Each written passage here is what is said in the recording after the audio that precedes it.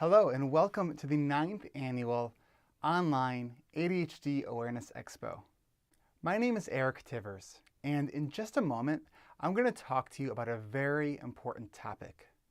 3 key areas to focus on to live a happier, more productive life. But before we get into that, I want to thank Tara McGillicuddy for putting together this really extraordinary event that brings together people from the ADHD community from all around the world, all in the comfort of your own home or office, wherever you are.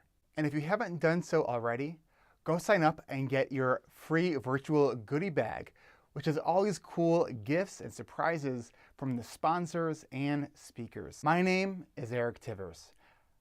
I'm trained as a licensed clinical social worker. I am the host of the ADHD Rewired podcast. I provide intensive, online, video-based coaching and accountability groups. I also have ADHD. You can find out about everything that is going on with ADHD Rewired at our website, ADHDrewired.com. All right, today I want to talk to you about a topic that is very close to me, is very dear to me. This is a topic that I kind of got introduced to right when my path of learning that I had ADHD crossed with learning about a concept in one of my social work classes in my sophomore year of college, and this is right around the time that I was diagnosed. The concept was called the Johari's window, and it has to do with self-awareness. And self-awareness is our first key area. And the things that I'm going to share with you with these 3 key areas, self-awareness being the first and one of the most important ones, is not just about living a happier life or a more productive life, but there is a lot of research that shows that individuals with disabilities like ADHD who have these 3 areas have better academic outcomes, have better life outcomes, earn more money, are happier in almost all areas of life. So this first area about self-awareness, this concept that I wanted to share with you around self-awareness is called the Johari's window. Now, the Johari's window has to do with these windows of awareness. Now, there's a window of awareness that we all have, and that's called our public self or the arena self. And that's the part of ourselves that we know and other people know about us. Then there's our private selves, and that's the part of ourselves, as it describes, that we know about ourselves, but other people may not know about us, or maybe certain people do, but others don't. Now the third, and this is a big area, is the blind spot. And this is the area that we all have, myself included, and self-awareness is a huge value of mine. Our blind spot is those areas of our lives that other people may see, other people may know about us, but maybe we don't realize ourselves. Like myself, when I didn't know that I had ADHD until nearly failing out of college. So self-awareness is not just about, oh, I have ADHD, I know that about myself, right? Self-awareness is so much more about, okay, yes, maybe I have ADHD and maybe anything else, but also what does that mean specifically for you? What are your specific strengths and how do you leverage those and how do you use those? What are the challenges that you have and how do you accommodate for those? You know, and additionally, self-awareness is not just self-knowledge and how you know yourself. Self-awareness is also understanding how other people perceive you. And when we realize that we always will have this area of ourselves that is a blind spot, my hope is that by diving into this, that we become hungry to continue to learn about ourselves and grow. Because the more that we learn about ourselves from, not just about our diagnosis, but really the small things that add up to the big things. The small things like, do you know how long it takes you to get ready in the morning? Right? That time awareness piece, that's a part of self-awareness. What about the things that make you kind of shut down and make your brain feel completely overwhelmed? Right? That's an area of self-awareness. Right? We have to know ourselves in order to be able to do the things that we want to do in our lives. And that leads us to our second key. The second key for living a happier, more productive life is self-determination.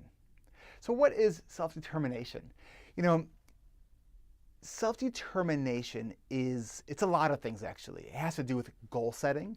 It has to do with a desire to achieve, a desire to do something. One of the things that I have learned, especially in my adult life, about being successful in the areas that I have been successful in is being successful as an adult with ADHD means we have to bend the world to us. Now, the first time I shared this idea with one of my coaching groups, I was a little hesitant about sharing this because I had in my own thoughts this worried concern about how others would perceive that idea of we have to bend the world to us. Well, doesn't that kind of sound selfish and self-centered?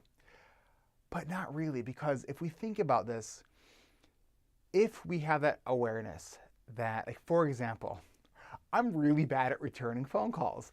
I have that awareness about myself.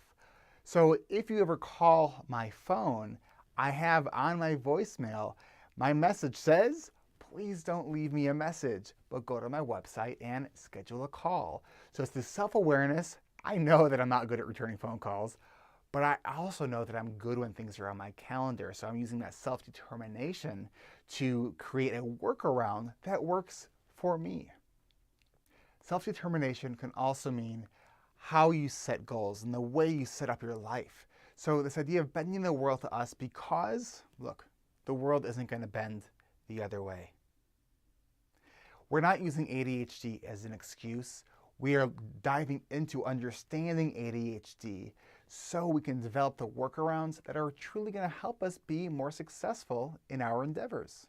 One of the things that I often say on my podcast and in my coaching groups is this idea that all these things, goal setting, time tracking, saying no, all these things can be hard.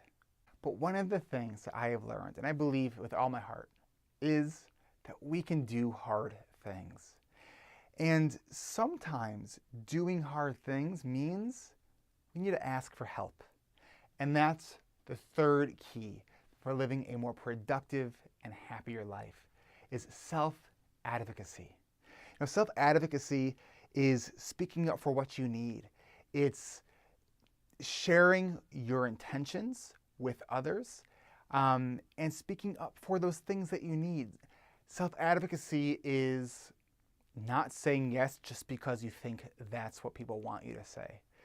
It's also asking for help. It's hiring that coach. It's asking for more time, asking for someone to repeat something if you need it, asking your boss to, instead of giving you those 5 directives while they're passing you in the hall, ask them to email it to you, or ask for a moment so you can grab something to write it down because that thing that your boss just shared with you is important and you want to make sure you got all of it. So that's self-advocacy. When we put all of these things together, self-awareness, self-determination, and self-advocacy, these are the 3 keys that when we put them together are going to help us live a happier, more productive life. Now, doing these things takes work, and sometimes diving in can be hard, but we can do hard things. So in closing, I want to thank you for watching this video. Go subscribe to the ADHD Rewired podcast on iTunes or wherever you get podcasts from. And you can learn more about our online, video-based coaching groups, which are intensive and meet 3 times a week at our website, adhdrewired.com. We have just started registration for our winter sessions. So go find out more information at the website, adhdrewired.com. And finally, make sure to visit the online exhibit hall where you can check out all the free gifts and surprises that the sponsors and speakers like myself have left for you. So go check it out. Go sign up for it if you haven't done so already. Thank you so much for watching. I'm Eric Tivers, and don't forget, we can do hard things.